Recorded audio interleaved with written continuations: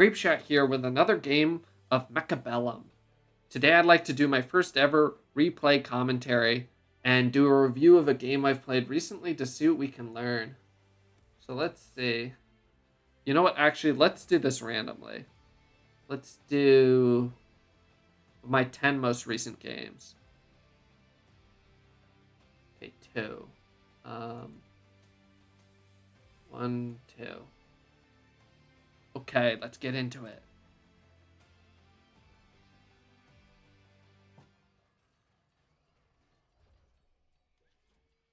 Okay. So let's look at these starts. Let's see. I'm playing Cost Control versus Rhino Specialist. Right off the bat, I'd say this looks like a pretty favorable fight for me. Steel balls are really bad into Sledgehammer, but they usually mean that this Rhino Specialist is going to have to sell out of this Rhino. So on that side, it seems pretty good. The reason I like to go Arklight with Cost Control Specialist, similar to going something like Hounds with Fire Missile, I think the fact that you can go this new tech, where a lot of the Arklight's damage is not relative to the attack power, means that you can use these as a really strong early game carry without having to spend a lot of your bonus income on your enhancements, but also not falling too far behind. As far as these towers go, I don't think it's going to be super relevant. Obviously, I have the option of playing pretty aggressively with steel balls, but I'm going to guess that I'm going to opt not to do that into a Sledgehammer start, just because it's so easy for him to slow me down. So let's take a look at what we do on turn 1.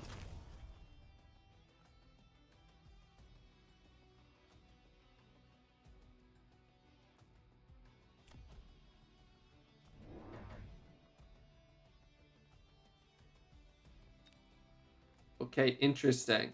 So I decide to go another Arklight instead of 2 crawlers. I think my thinking in doing this is that perhaps my opponent actually just goes into Fang carry a lot of the time here as a way of countering my steel balls. And that in the case that he might go Fang here, having triple Arklight will give me a really strong way to snowball the game. But, going back, this is probably a mistake. I think that it's unlikely that the opponent would choose to go Fang, given I have an Arklight start here. And I don't think he's going to go Crawler either. He's probably just going to go... Well, maybe he goes Arklight if he's planning on setting up, like, Storm Callers. But he's probably just going to go Marksman a lot of the time here. So yeah, looking back, probably should have just gone Crawler. Most of the time, you don't buy 2 Crawlers on turn 1. You're messing up. Yeah, he does just go Marksman. And Marksman is a really good counter to early Arklight. Similar to Storm Callers. It's just better at trading stats against single unit deployments. Okay, let's slow this down a little bit.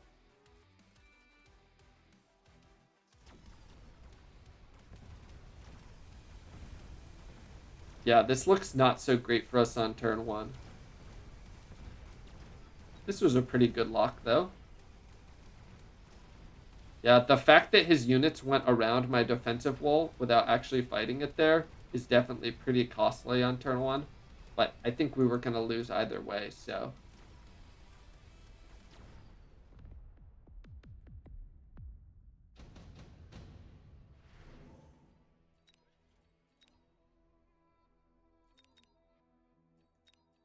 Okay.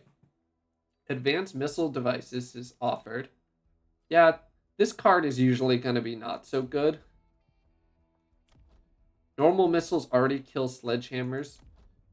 There's no way these are ever going to cross the line in front of crawlers, so it's just going to not be a card that you can make work.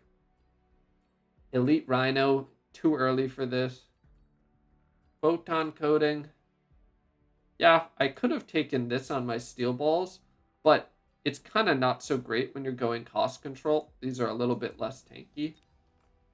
Improved Wraith is really good, but I've already decided I'm going Arklight as my anti-chaff, and my opponent starts Marksman, so there's no way I'm considering that.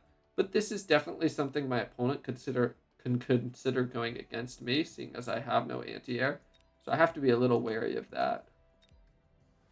All right, let's see what we do.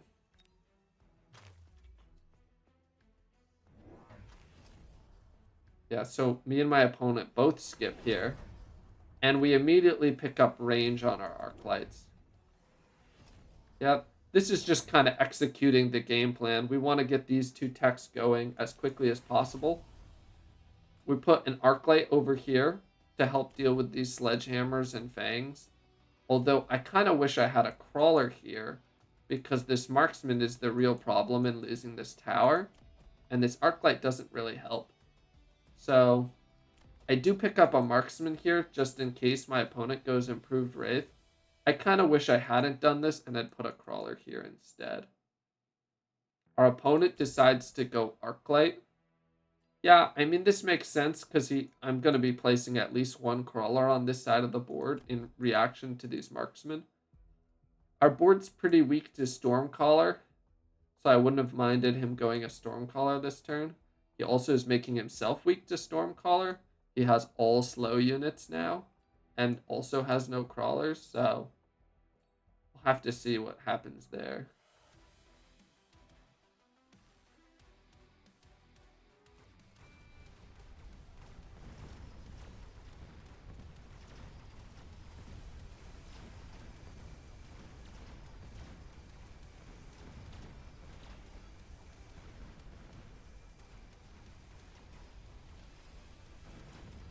Yeah, not having any crawlers means that these steel balls actually get to take units down without having to worry about the chaff, because the chaff is just behind it. But given that we are going Arklight into marksman, we're probably not going to win yet.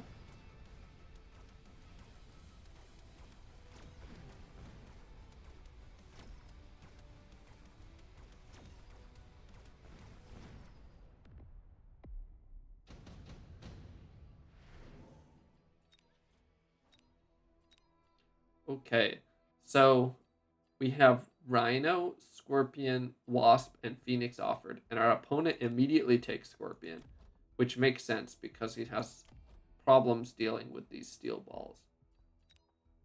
So let's see. Phoenix is like not so great. Our opponent has 3 marksmen already. Wasp seems pretty good. Rhino also seems pretty good. And Phoenix is okay. Maybe I just take the Scorpion and sell. I'm actually not really sure what I did here. Maybe I took the Phoenix. I bet I took the Wasp. The Wasp seems the best. Let's take a look. Yeah, I do take the Wasp here.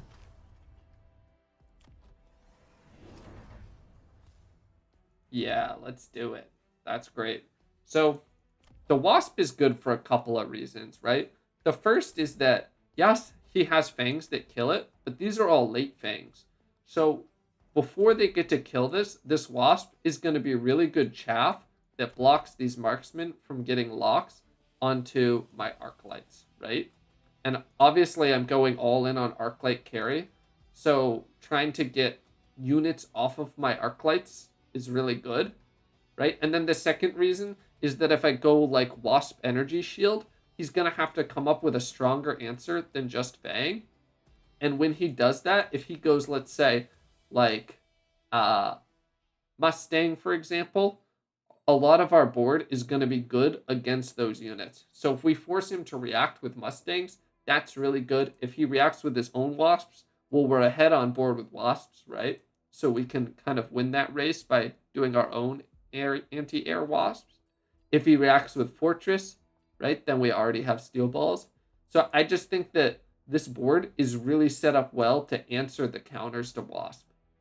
And then obviously we want to finish our Arklight commit.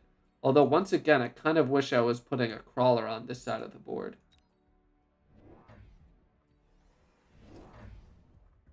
Oh, nice. Looks like I go back and undid that and did buy a crawler here. Okay, that's good. So let's see what happens. Yeah, you can see this 2-tech combo on turn 3 that you can kind of really only get double teched on turn 3 with cost control is really powerful. It just shreds Chaff. And you never have to get levels in these units or increase their stats in any way, because that damage is just not going to scale with levels. So it's just like, oh, Chaff Clear is kind of handled forever. This is pretty weak against the underground crawlers, but you know, kind of everything is weak against underground crawlers. It's just really good. So, alrighty. We see a skip from Mathis Might, and then, yeah, it's a little too early for Photon Emission. We have nothing this is good on. We're not going Hounds. I'm going to guess that I do take this laser, and the reason being, if you look, we're both at 4,000 health.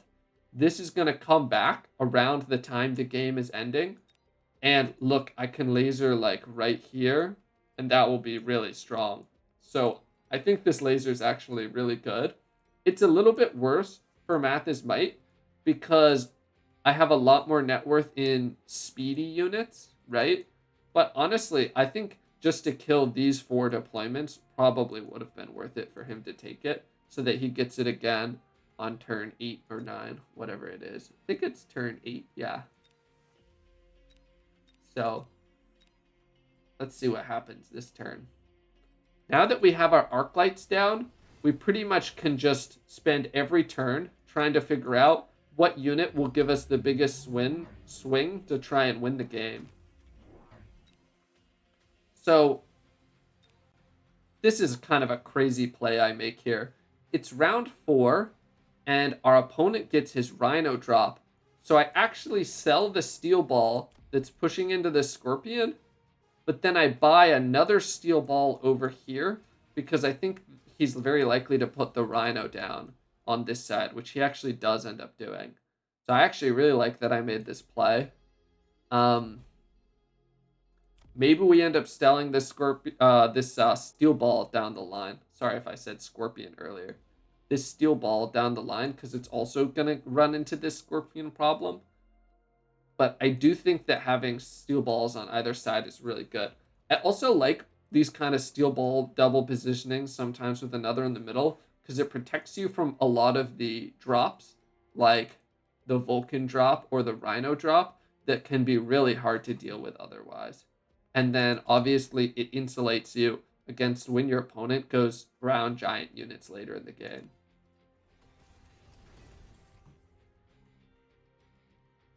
Then hopefully I'm just playing more Chaff units this turn to help deal with this marksman problem we have. Yeah, so we have some more Wasps and Crawlers as Chaff. And I'm leading out my Wasps with my Steel Balls just in case we end up going more into Wasps later in the game and we want to use Steel Balls as like our armor shield. That's a really common comp that's not really used in Standard, but can be used as like a one-turn play to win a specific fight. Oh, looks like maybe do we miss the Scorpion? Okay. No, it looked like we actually hit the Scorpion. Yeah, the Steel Balls don't seem to get through to this Rhino on the other side. So that's still going to be a problem we're going to have to deal with. It looks like this probably was enough to get a round victory, though. Which, obviously, we should be getting the round victory here pretty much always when we got to kill that many units with the laser.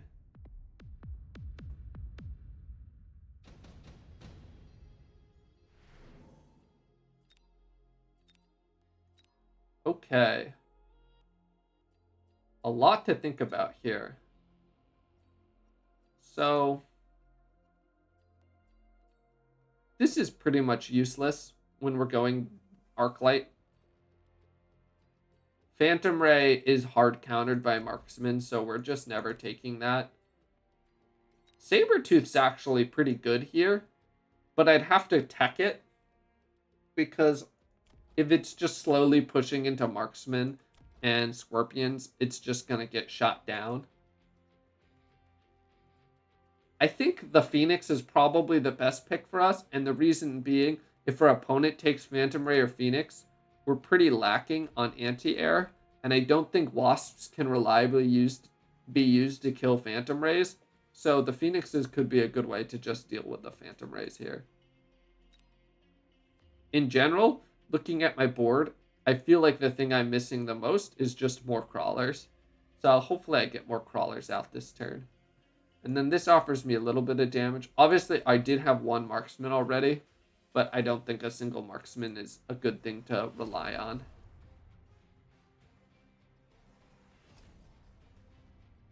Yeah, and our opponent is actually doing the mirror here.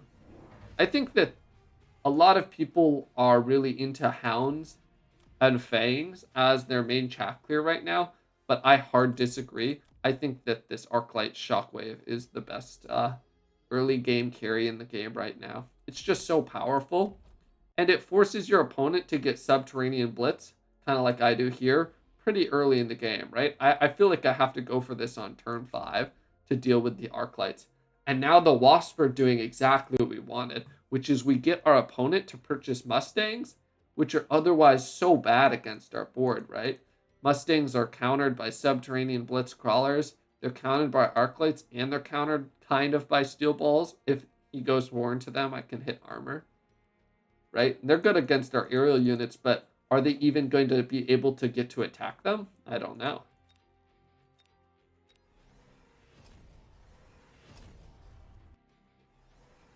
Something to take note of, our opponent picked up the Scorpion to counter our Steel Balls, and he's keeping it, but he's not teching it or buying more. So we can still go Steel Ball this game if we want. Obviously, he still has Sledgehammers too, so Steel Balls don't feel great. But he hasn't really chosen like a mid or late game carry yet. He just has the Arklights. So we have to be wary about that, but Steel Ball is still very on the table here.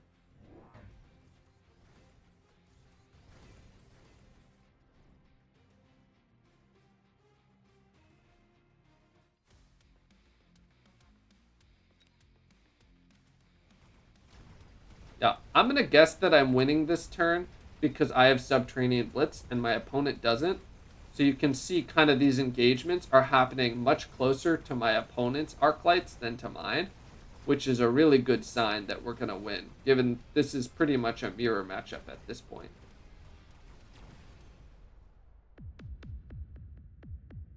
Uh, occasionally, I'll take like a rogue level in an Arklight when I have extra gold, and I think it might give me an edge in winning that turn if it's really close. But in general, you just leave these Arklights at level 1, right? They just don't need this extra level.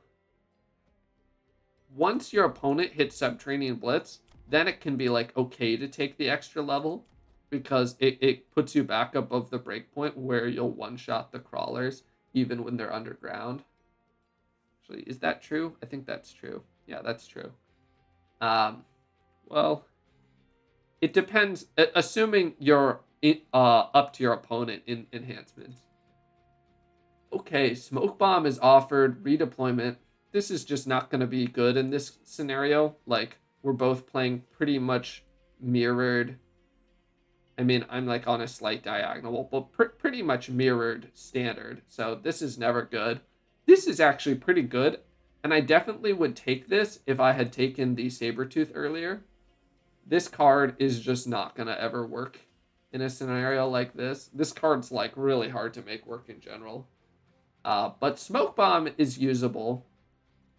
It's one of those things where like if you land it, it's crazy. If you don't land it, it's just wasted money. I like to take the Smoke Bombs though in those scenarios. I think it can just be Like if I hit the smoke bomb like here, that's game over. So I might as well make sure, check that your opponent shields. But also, an opponent that's competent like this one probably isn't going to fall for it. Yeah, see, our opponent skips. So I decide to do a shield on what I would consider the weak side, because I think my opponent is less likely to shield on this side. But I am wrong and waste 150 resources. So yeah, this is probably pretty bad. It's just like too easy for my opponent to buy 2 shields this turn, right? It's turn 6. And like, I could have spent this exact same money on placing 2 shields. Looks like I am going to shield also. And I decide to go Storm Colors this turn. Yeah, I think this makes sense. Honestly, I should have probably gone these earlier in the game. So there's a couple of reasons that I'm going this, right? One is it's a good hard counter to Arklights. 2 is I expect my opponent to be shielding a lot this turn. And I also go Steel Balls with Kinetic Charge. So yeah, you can see I'm kind of prioritizing things that can just deal damage in general, because I'm pretty weak to like armor plays. And 2, like units that can break shields, because Arklights with Shockwave are going to be really weak against shields. And it's about time that shields start coming down, so. And our opponent goes Fortress with AA. Makes a lot of sense. We have double Phoenix, double Wasp, which is really weak to AA. The Wasps are really strong against our opponent. And, yeah, that's definitely a good play by my opponent. The Stormcallers are really strong against the Fortress, so these are just going to be really powerful for the amount of net worth they cost in general. So we kind of just get lucky in that even though we misplayed this turn a lot, our opponent went Fortress, and we went all units this turn that were good against Fortress. So, in general, I would say we kind of got bailed out here in that our bad smoke play didn't cost us the turn. Maybe it did cost us the turn. This is kind of a crazy fight. Yeah, look at that health bar. What is that? What is that?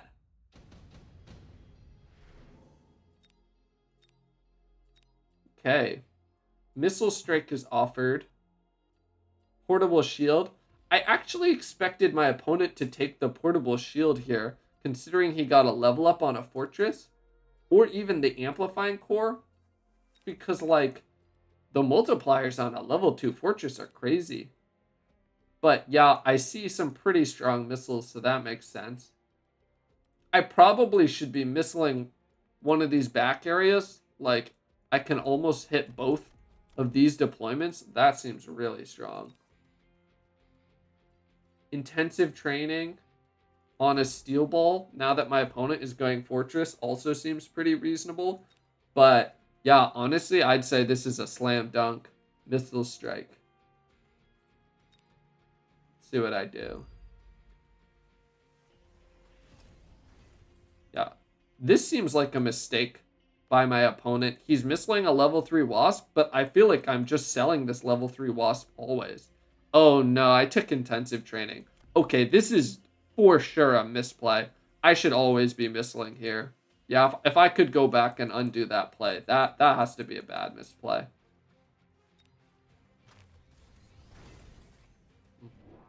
Yeah, I do sell this Wasp. It's like always going to be dying against this Fortress's barrage, so.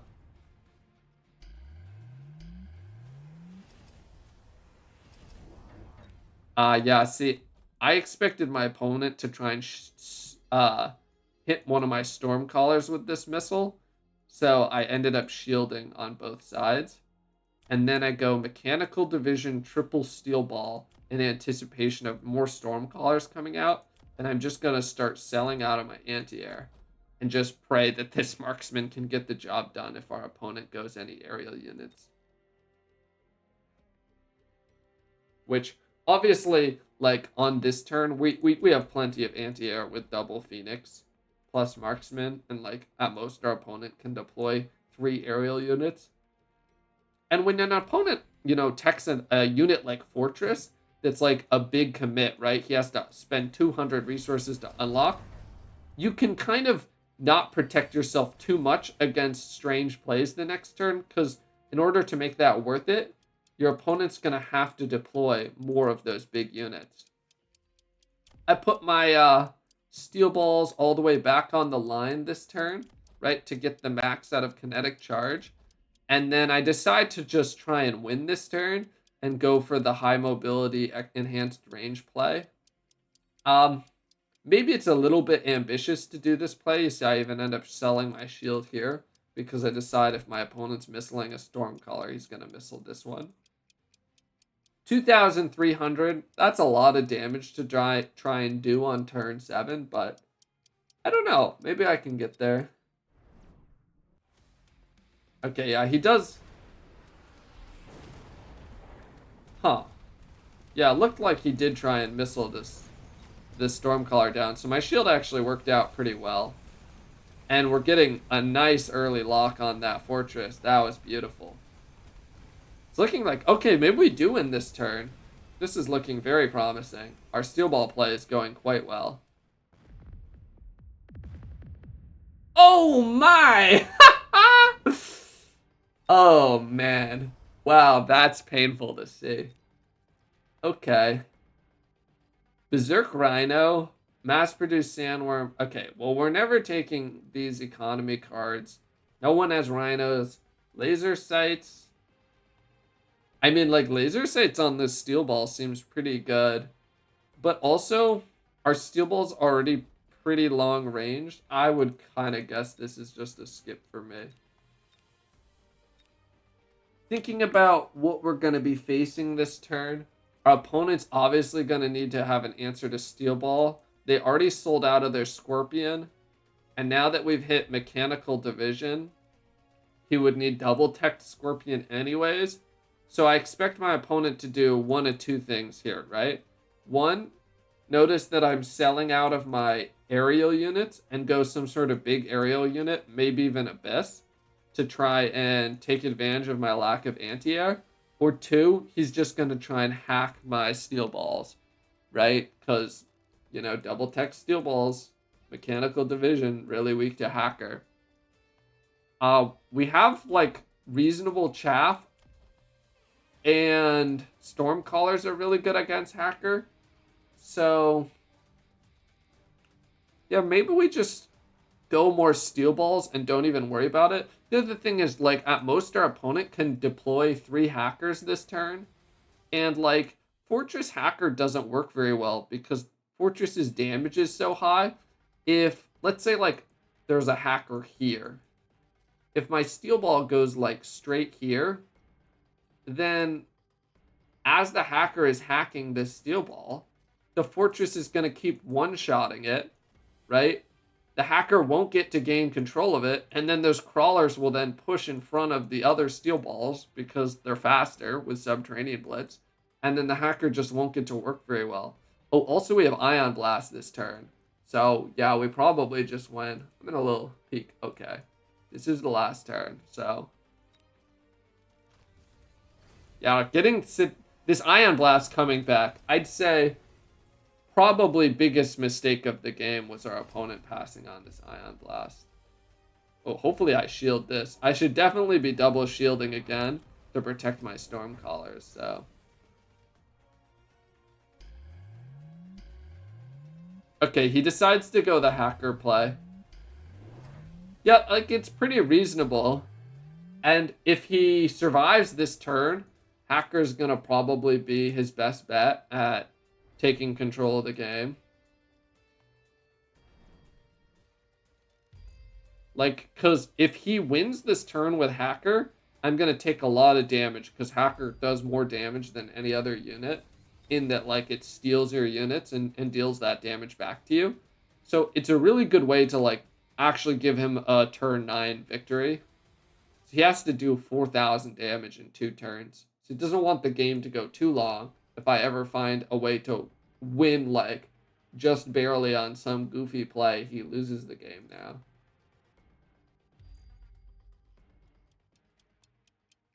But yeah, I'll be interested to see. So he goes hacker on this side, which makes sense. He's doing a good job of making his hackers like not in line with his fortresses. I have to see how well they work. Okay, yeah, it's getting pretty good luck. Oh yeah, see like right there, the fortress is. I mean, actually no, he's just barely getting the hacks off because the fortress deals slightly less damage than their health at level 2. So that's actually working pretty well.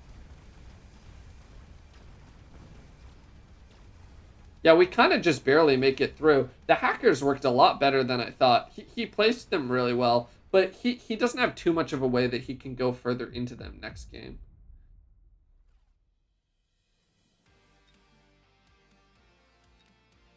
Okay, let's see. Any other notes about this game? Oh, I did go a marksman on the final turn, just in case.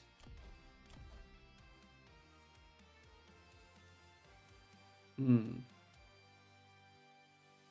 Yeah, I was wondering if I could jump drive these phoenixes anywhere to make them more effective, but the board is really locked down for anti-air. Yeah, he did good things with these hackers where he's kind of placing them with his Arklights and not with his fortresses. And that made this final round much closer. And then if he stabilizes, I'd probably just lose. So yeah, thanks for watching.